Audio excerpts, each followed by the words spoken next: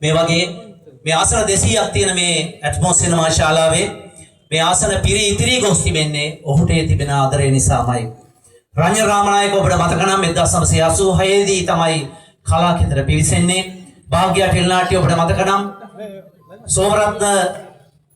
සෝමරත්න රාමනායකගේ ජය කොතනද?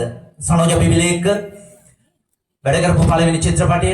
එදා ඉඳලා දශක 3කට වැඩි කාලයක්